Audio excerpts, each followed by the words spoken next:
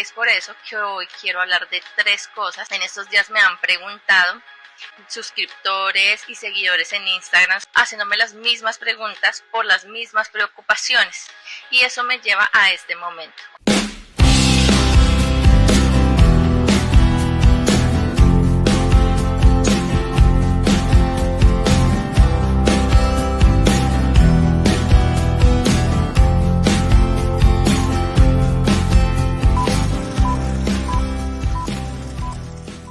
Pero ahora pasando a otro momento importante, hemos recibido muchísimos comentarios de muchas personas que ahorita se encuentran en una relación a distancia, dándonos como su apoyo, diciendo que sí podemos, otros como que sí, es muy difícil, me ha tocado muy duro, porque hay gente que incluso se encuentran aún en una relación a distancia de muchos años.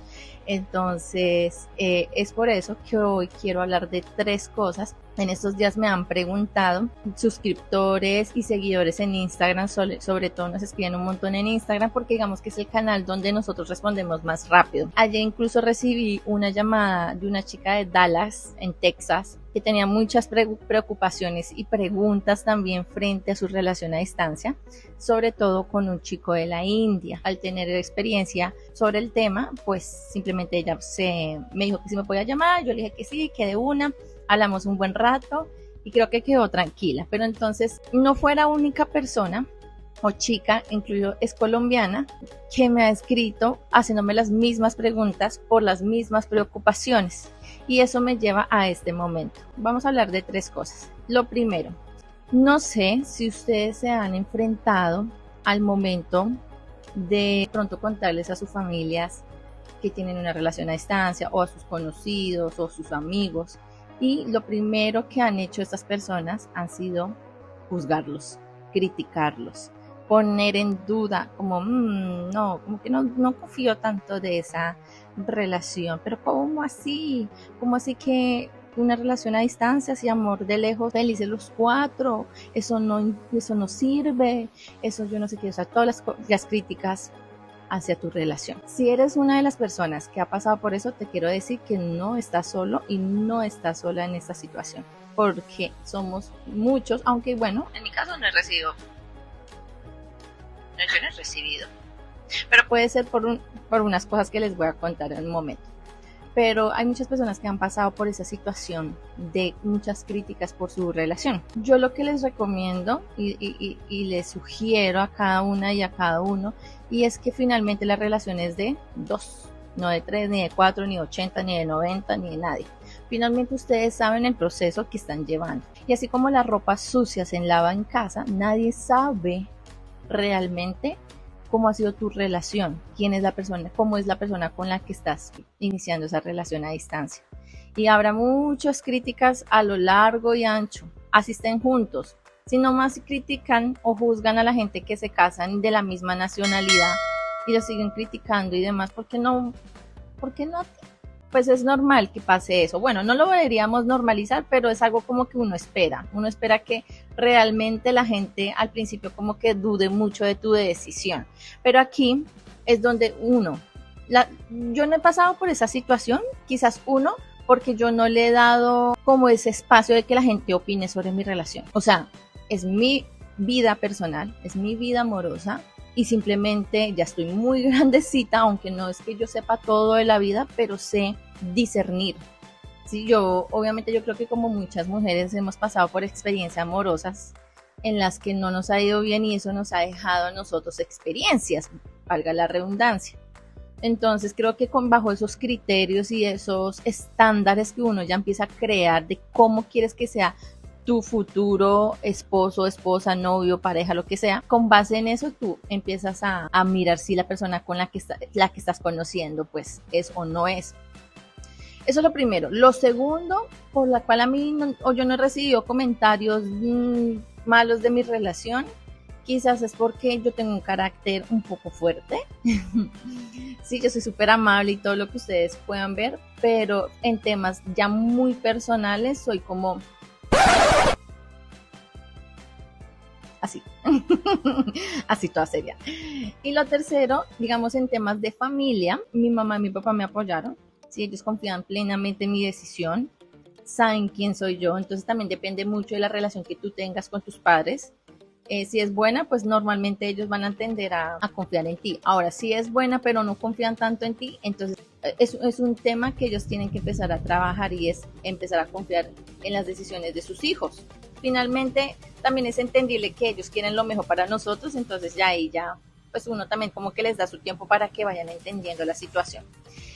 Por parte de mi querido Vishal, también mucho apoyo, no pasó nada, al principio sí, obviamente uno le da como miedo, como nervios, como, ay, cómo me van a ver, ¿sí? Les decía en uno de los videos que mi suegra a mí me miró como, ella es demasiado extranjera, ella come carne, y yo, sí, me declaro culpable, me he comido a los animalitos, lo sé. Me encanta el pollo, quiero pollo, me como el pollo. Me declaro culpable. Pero ella entiende que es parte de mi cultura. Como es parte de su cultura, vegetarianos, es parte de mi cultura, pues comer carne, ¿sí? Entonces, eso frente a los comentarios negativos. Si ustedes están seguras o seguros de su relación, pues no importa que te resbale lo que te digan de tu relación. Finalmente ellos no saben, no están inmersos en la situación de tu relación. La segunda pregunta que más he recibido de parte de ustedes es sobre el tema de los suegros. ¿Sí? Que como es el tema de los suegros, es que tengo miedo de que sepa que yo como carne, sobre todo eso, o sea, el tema de la carne es deliciosa, pero el tema de los padres. Entonces me decían como, bueno, ¿cómo hace para que ellos no me vayan a juzgar por comer carne? Y yo les decía por lo menos a la chica, le decía a ella, inicialmente tú no puedes hacer nada. O sea, esa es la realidad. Ellos hablan hindi, ella no habla hindi, entonces es difícil poderles hacer entender a ellos pues que es un tema cultural y ahí el trabajo 100% lo tiene tu chico. En este caso, si tú estás en una relación con un chico de la India, la responsabilidad de que tus suegros te acepten es del chico, ¿sí? ¿Por qué? Porque finalmente, pues al principio digamos que tienden normalmente a presentarte primero a la suegra. Creo que es porque son más flexibles, pero a los suegros sí se demoran un poco de tiempo porque ellos son como más exigentes. ¿Sí? Los chicos necesitan demostrarle a sus padres que sí están ya capacitados para tener un hogar, sobre todo un hogar con una extranjera, porque la percepción que tienen los suegros en la India es que las extranjeras requerimos un estilo de vida un poco más costosa. Entonces, por ese mismo motivo es que ellos pueden demorar un poquito más en presentarte a tu suegro, ¿vale? Pero es precisamente por eso, porque ellos les exigen mucho más en tema de su hogar. Ya saben que en la India el hogar es importante y sobre todo que son hombres que están, digamos, criados con un tema de que ellos son los proveedores, ellos son los que tienen que mantener a su esposa bien, con todo, supliendo casi que todas sus necesidades, ¿vale? Y eso se da porque las mujeres en la India, en su gran mayoría, son amas de casa, es decir, no trabajan, el único que trabaja es el hombre. Entonces, si pensamos un poco y nos ponemos en los zapatos de nuestro chico, pues sí, es un poco complejo que de pronto de la nada le digan al papá, papá, ya, tengo novia, es extranjera, pero no tengo trabajo, o hasta ahorita voy a salir de la universidad, o no tengo nada claro. No, ellos tienen que tener todo ya como muy avanzado para que los padres no se vayan a oponer a tu relación. Uno. Dos, el tema de la comida, pues simplemente ellos tienen que hablar con sus papás y hacerles entender que pues somos diferentes. Hay suegros que son muy tradicionales, así como sus chicos, y hay otros que son de mente abierta, como sus chicos. Entonces depende mucho de las familias, pero es una carga que tú no puedes tener porque no te corresponde a ti tomar ese saquito o esa maleta y cargarla por tu chico, ¿no? Tú no puedes hacer eso, ¿vale? Entonces, tranquilas, tampoco es como que los suegros son unos ogros o algo así, no, simplemente son como esos miedos también de que cómo te vas a casar con una chica extranjera, ella te va a enseñar a comer carne, o peor aún, no sabe cocinar nada de la India, te va a hacer levantar hambre, te vas a adelgazar más o lo que sea. Entonces, yo creo que son preocupaciones normales matutinas de los padres. Bueno, incluso si son nuestros pares latinos. ¿M? O sea, ellos van a decir, no, pero ya no comen carne, ya se visten diferente, comen todo picante, todo. Y no, ¿y a ti qué te va a pasar? ¿Te va a pasar algo? No.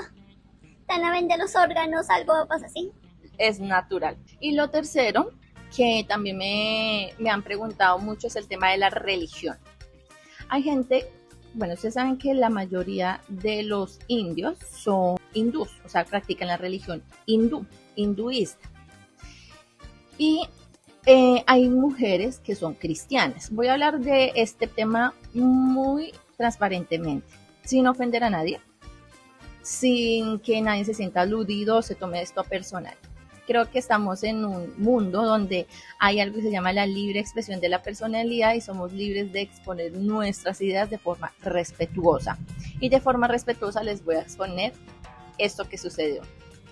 Ella me decía como, bueno, yo soy cristiana y en la palabra, en las escrituras dice lo del tema del yugo desigual. Yo me siento súper pecadora así, yo me siento súper pecadora, yo me siento súper mal, yo siento que le estoy fallando a Dios, que Dios no me va a perdonar. Pero yo decía, ok, entiendo, si vamos a hablar de escritura, yo te saco mi Biblia y aquí te doy un sermón. Y es que para mí, Dios es Dios. Dios es amor. Y si tú estás promoviendo el amor a tu prójimo, porque Dios debería estar bravo o te va a castigar por eso. Finalmente, ¿Dios pertenece a alguna religión? ¿Dios es musulmán, es católico, apostólico? Eso no lo sabemos. Y mientras no lo sepamos, pues simplemente vamos a seguir teniendo una relación. Los que les sugiero a ustedes, mujeres y chicos, si me están viendo, y es que a la final la religión es eso, algo que tú debes seguir al pie de la letra, pero al finalmente lo que más importa es la relación que tú tengas con Dios. Eso es lo que más interesa. Entonces, si hablamos del yugo desigual, yo entiendo, habrá gente que va a decir, no, ¿cómo se te ocurre? Pero miren, yo les quiero decir algo. ¿Cómo uno va a rechazar a una persona por ser de otra religión, o por ser blanco, o por ser negro, o por ser lo que sea, o por ser hindú, o por ser asiático, o por ser lo que sea? Si Jesús nunca rechazó a nadie, Jesús a todo el mundo los trataba con amor. Entonces, ¿por qué nosotros debemos hacer todo lo contrario? No logro entender un poco eso, pero lo que yo sí les quiero decir es que finalmente, mientras ustedes estén haciendo las cosas correctas, mientras ustedes no le estén haciendo daño a nadie, ni siquiera a ustedes mismas o mismos, pues está bien, no hay venganza, no hay rencor de parte de Dios.